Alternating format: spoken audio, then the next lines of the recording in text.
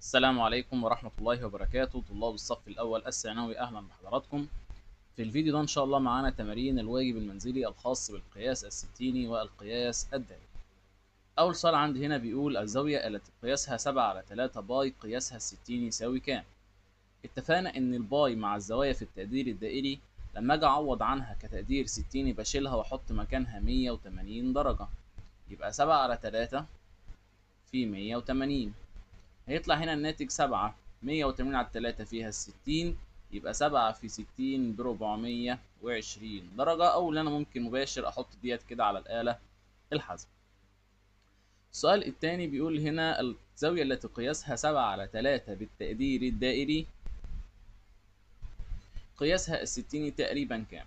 اتفقنا إن أنا عندي التقدير الستيني بحط تحته 180 درجة، وهنا القياس الدائري تحته باي. طب انت دلوقتي مديني الدائري انا عايز الستيني، يبقى 180 في القياس الدائري على باي. تعال نحسب السؤال اللي عندي هنا. ادي 180 في القياس الدائري اللي هو 7/3 على باي. شيفت باي عادي خالص، هنا طبعا هعوض عادي خالص بيها لانها كانت 3.14 من 100، يطلع 133.6.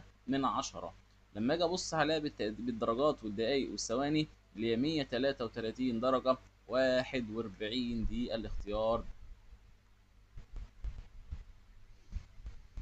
السؤال اللي بعده بيقول لنا القياس الستيني هو 300، عايز اعرف القياس الدائري. نفس القانون اللي احنا كنا كاتبينه دلوقتي، انا عندي ستيني على 180 بيساوي الدائري على باي، يبقى الدائري عندي بيساوي الستيني في باي على 180. هتلاحظ ان الاختيارات كلها باي، فهنسيب الباي كانها زي ما هي واحسب بس التقدير الستيني اللي هو 300 على 180، هيطلع 5/3 بدلالة الباي اللي هو الاختيار. السؤال اللي بعده، إذا كان القياس الستيني الزاوية 64 درجة 48 دقيقة فإن قياسها الدائري لسه حاسبينها حالا. أدا 64 درجة 48 دقيقة مضروبة في باي على 180، يطلع هنا 9/25 باي. طيب لما أجي أبص هنا أنا عايز أعرف دلوقتي يا ترى 9/25 دي أنهي واحدة فيهم. هضغط الأول على زرار الاس دي، هلاقي ان هو 1 و13 من 100، فبالتالي من الاختيار أ وب مستبعدين تماما. لما ارجع تاني للاختيار بتاعنا 9/25، يبقى انا دلوقتي الاختيار بتاعي يا ج يا د، فاحسب 9/25 لوحدها من غير الباي، هتلاقي انها 36 من 100، يبقى الاختيار بتاعي هنا 36 من 100 باي. الزاوية التي قياسها -9 باي على الأربعة تقع في الربع. طبعا أنا عندي هنا حاجتين، الأول لازم أحول من تقدير دائري إلى تقدير ستيني، ولازم أحول الزاوية السالبة إلى زاوية موجبة. طب أنا دلوقتي عندي -9 على الأربعة، هضرب، طبعا احنا قلنا الباي هنشيلها ونحط مكانها 180 ما دام هحول من دائري إلى ستيني، يطلع -405. عشان أحولها الموجب هنا هضيف دورتين اللي هو 720، يطلع 315، يبقى كانت الزاوية هنا تقع في الربع الرابع. طب الزاوية التي قياسها 31 باي على 6، نفس الكلام، ادي 31 باي اللي هنشيلها ونحط مكانها 180 على الستة، تطلع 930، يبقى هنا هطرح منها دورتين 720 يطلع ب 210، يبقى هنا 210 دي تقع في الربع الثالث. الزاوية التي قياسها 3.36 من 100 تقع في الربع الكام؟ طبعا ده تقدير دائري، لازم احوله الى تقدير ستيني، يبقى 3.36 من 100 في 180 على الباي، 192 درجة و5 من 10. أنا ماليش دعوة هي بالدرجات والدقايق والثواني بكام، لأن هو أصلا عايز يشوف الزاوية دي موجودة في أنهي ربع. طبعا هنا 192 أنا عديت ال 180 تبقى هنا في الربع الثالث. إذا كان قياس إحدى زوايا مثلث 75 درجة وقياس الأخرى باي على 4، طبعا باي على 4 اللي هي 180 على 4 يعني 45 درجة، فعايز يعرف قياس التالتة. طبعا زوايا المثلث كلها 180 درجة، يبقى ناقص 45 زائد ال 75، يبقى أنا عندي الزاوية التالتة ب 60 درجة. 60 درجة اللي هي عبارة عن باي على التلاتة الاختيار أ.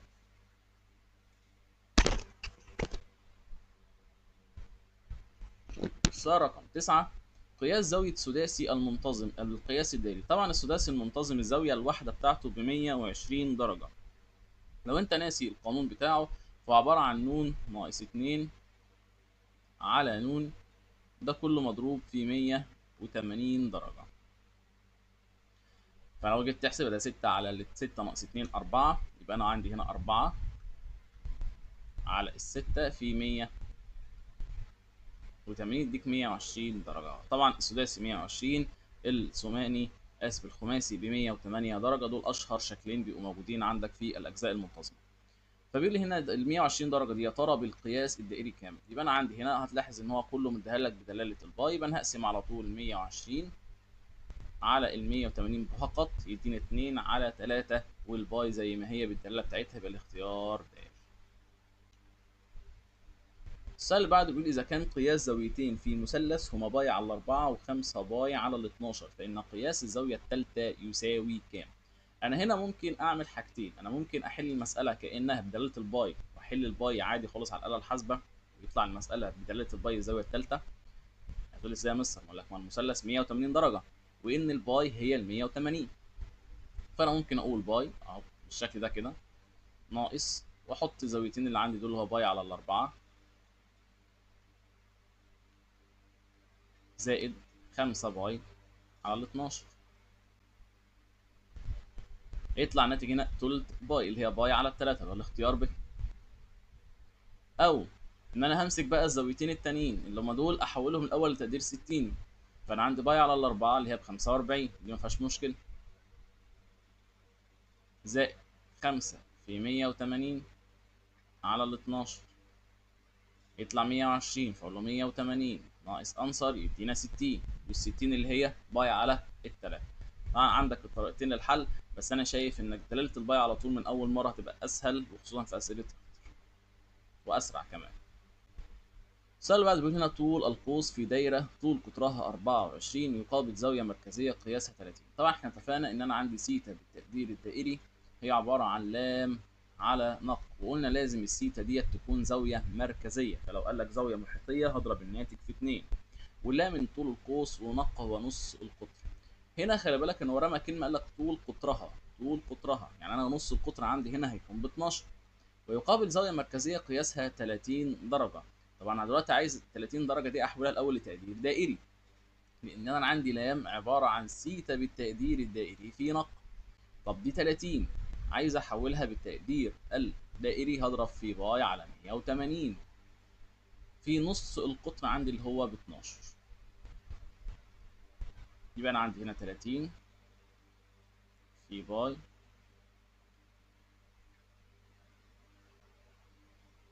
12 على 180، هلاقي الناتج هنا ب 2 باي اللي هو الاختيار ألف.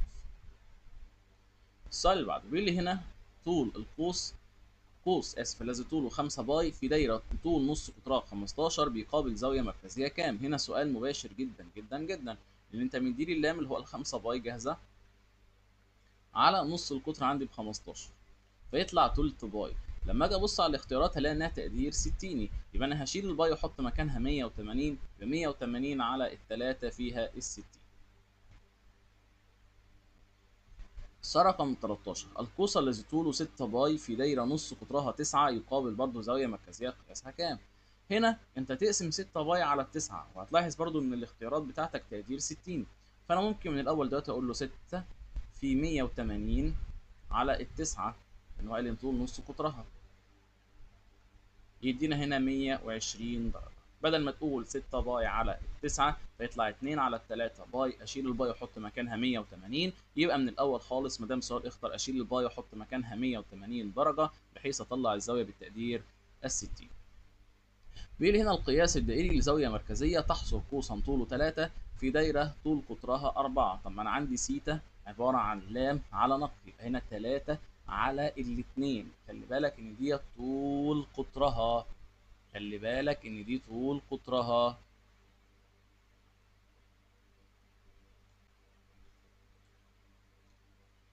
فانت هنا ما تقولش 3 على الأربعة، هنا اللام هيكون 3 ودايرة نص قطرها هيكون هنا الاتنين، يبقى 3 على الاتنين بالتقدير الدليل الاختيار.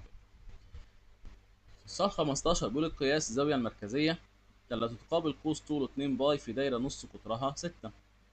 ده نفس السؤال اللي كان قبل كده، هنقول نشيل الباي على طول ونحط مكانها 180 على نص القطر اللي هو 6 يدينا 60 درجة. ابص على الاختيارات هلاقي ان الاختيارات بقى المرة دي بالتقدير الدائري، يبقى ال 60 اللي هي كانت باي على التلات. طول القوس في الدايرة التي طول نص قطرها 6 ويقابل زاوية مركزية قياسها باي على التلاتة يساوي كذا. طب تعالى واحدة واحدة معايا، أنا عايز هنا نص القطر موجود والزاوية المركزية أصلا بالتقدير الدائري موجود، واحنا لسه قايلين حالا إن لام بتساوي سيتا بالتقدير الدائري في نقط، يعني أنا هضرب باي على التلاتة في 6 اللي هي يدينا 2 باي.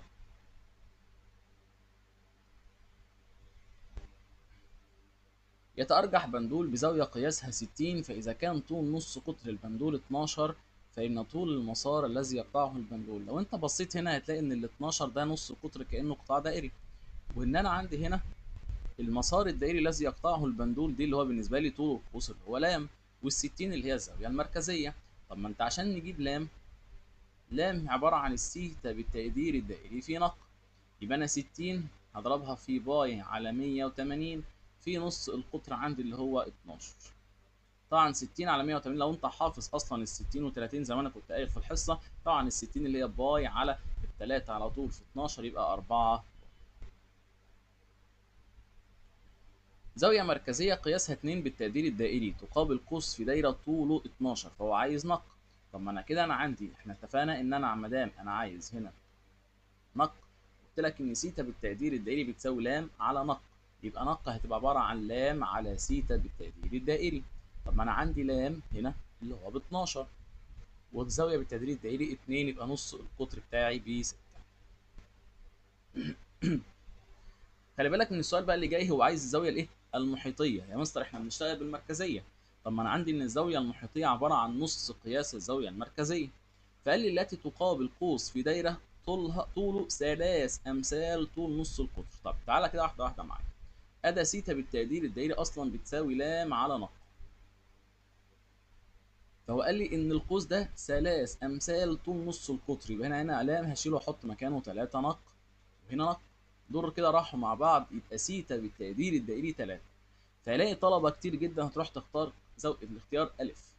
هو قال لك هنا انا عايز الزاويه المحيطيه، واحنا اتفقنا ان سيتا بالتقدير الدائري اللي بتساوي لام على نق وهو قياس الزاويه المركزيه، والزاويه المحيطيه بتساوي نص قياس الزاويه المركزيه، يبقى الاختيار بتاعنا هو ج 3 على ال. نيجي بقى على الأسئلة المقالية واللي معظمها بيكون معتمد على الآلة الحاسبة فقط لا. أول سؤال بيقول لك اوجد بدلالة باي القياس الدائري للزاوية التي قياسها كذا. طب 135 طبعا 135 هقسمها على 180 يطلع 3 على الأربعة وأحط جنبها باي. 225 يبقى 225 على 180 يطلع هنا 5 على الأربعة وأحط جنبها باي. سالب 300 انا ماليش دعوه بالاشاره هنا بقى موجب ولا سالب، ان هو عايز يحول التقدير ال 60 لتقدير دائري، يبقى انا عندي هنا سالب 300 على 180 يبقى هنا سالب 5 على 3 بار. سالب 780 نقول له سالب 780 على 180 يدينا هنا سالب 13 على 3 بار. 112 درجه نقول له 112 درجه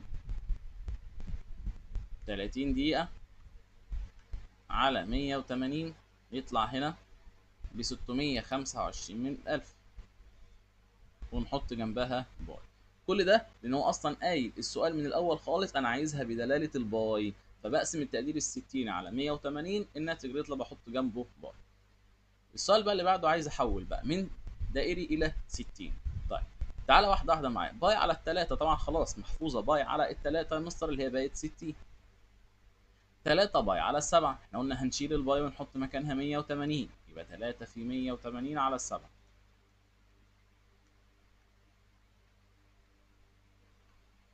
هنا 77 درجة 8 دقايق وهنا 34 سنة. السؤال اللي بعده سالب 2.53 في باي، هنا سالب 2.53 في باي اللي هي 108. هنا خلي بالك معايا سالب 455 و24 دقيقة. ممكن طالب يقول لي يا مستر انا ينفع احولها لتقدير دائري او اسف احولها بالزاويه بالتقدير الموجب؟ اقول له مفيش مشكله، بس انا هحول هنا الناتج زي ما هو بنفس الاشارات، يبقى هنا ديت سالب 455 درجه و24 دقيقه.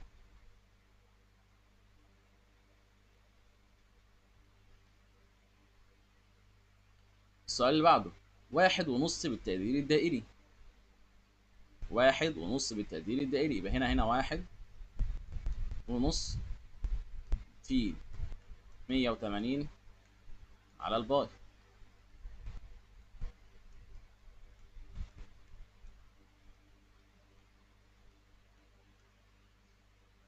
هيطلع هنا 85 درجة 56 دقيقة 37 ثانية. 7/10 دائري، يبقى 7/10 في 180 على باي.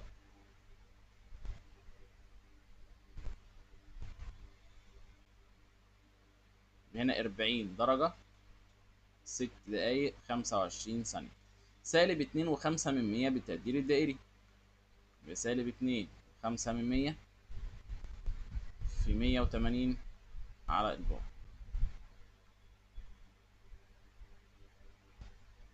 هنا 117 درجة 27 دقيقة، وهنا بالتقريب 23 ثانية. طبعا ما ننساش ان في اشارة.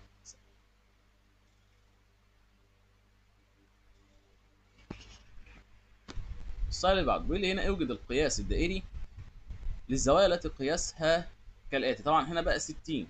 طب تعالى بقى، بس قال لي هنا بقى الفرق في ايه؟ قال لي انا عايز هنا الاقرب 3 ارقام عشريه. نقول له مفيش اي مشكله. انا 135 هيبقى بقى في باي على 180. طبعا هنا ده بدلاله الباي، هضغط على زرار الاس دي، يبقى هنا الناتج بتاعي 2 و356 من 1000. 56 درجه و6 من 10.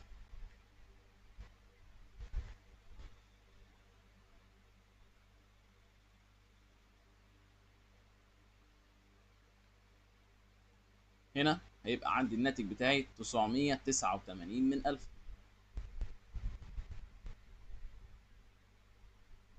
900 اسف 88. 8 تقرب السبعه هيبقى 8. هتلاحظ ان انا عندي الباي على ال 180 ثابت، فانا هسيب الباي على ال 180 ثابت، وابدا اغير قيمه الزاويه اللي عندي. هنا 25 درجه 18 دي، يبقى هنا الناتج بتاعي 442 من 1000. اللي بعدها 300 درجه 50 دقيقه 48 ثانيه.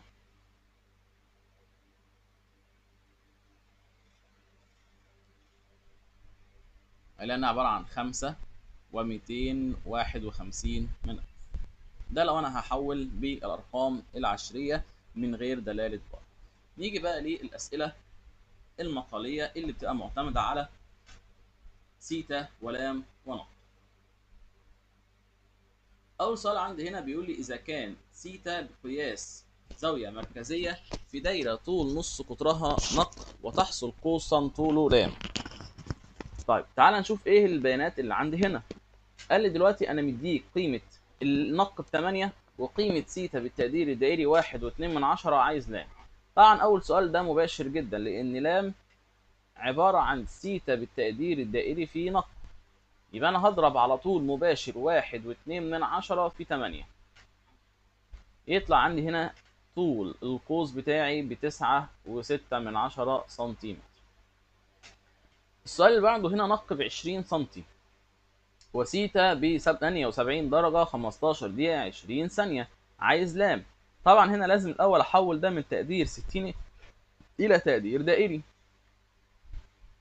يبقى أنا عندي هنا 78 درجة 15 دقيقة 20 ثانية، هضربها في باي على 180. الناتج اللي طلع ده هضربه في نق مباشر، يبقى هنا 20. يبقى انا عندي هنا لام يعتبر بالتقريب 27 سم. يبقى تاني انا حولت التقدير الستيني الى تقدير دائري، والناتج اللي طلع على طول ضربته في نق. السؤال اللي بعد بيقول لي هنا بقى انا مديك لام ونق عايز سيتا بالدرجات. طب ما انا عندي سيتا بالتقدير الدائري اصلا عباره عن لام على نق. يبقى انا هقسم هنا 26 على 18 يطلع 13 على التسعة. ما اخدش بعض وامشي، لان انا هنا ده كده بالتقدير الدائري، انا عايزها بالتقدير الستيني. يبقى اضربها في 180 على باي واطلع طبعا الدرجات والدقائق والثواني. يبقى التقدير الستيني بتاعها 82 درجة 45 دقيقة و38 ثانية.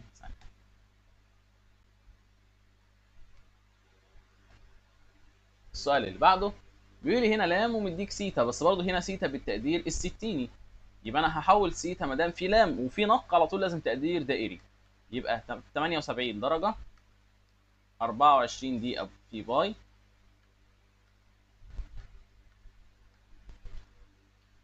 على 180. يطلع عندي هنا ان سيتا بالتقدير الدائري عبارة عن 98 على 225 باي. طب انا عايز نق هنا عبارة عن لام على سيتا بالتقدير الدائري. يبقى 27 و3 من 10 على انصر الاجابة اللي انا لسه مطلعها حاجة. يطلع هنا نق بالتقريب 20 سم، لانه 19 و95 من 100 يبقى بالتقريب 20 سم. السؤال اللي بعده بيقول لي هنا دايره طول نص قطرها 8. طول القوس اذا كان الزاويه المركزيه التي تقابله 5 باي على 12. طبعا سؤال هنا مباشر جدا جدا جدا. طبعا هنا السؤال هيبقى مباشر جدا زي ما احنا قلنا، لان هو اصلا انا عندي ان لام عباره عن سيتا بالتقدير الدائري في نق. يبقى انا عندي 5 باي على ال 12 اللي هو سيتا بالتقدير الدائري في نق اللي هي 8. يا اما اسيبها بدلاله الباي اللي هو 10 على 3 باي، او اتك على الاس دي يطلع الناتج بالتقريب 10 ونص سنتيمتر. السؤال اللي بعده بيقول لي هنا دايره طول نص قطرها 4. رسمت الزاويه أ ب ج المحيطيه التي قياسها 30. اوجد طول القوس الاصغر أ ب. لو انت جيت تبص هنا هي الفكره كلها طبعا هو مباشر جدا، انا هحول الزاويه المحيطيه لزاويه دائريه، اسف تقدير ستيني، بس حابب ان انا اوضح لك بس الرسمه هنا هتبقى عامله ازاي. ده كده دايره اهي، انا عندي دلوقتي ا ب ج اترسمت.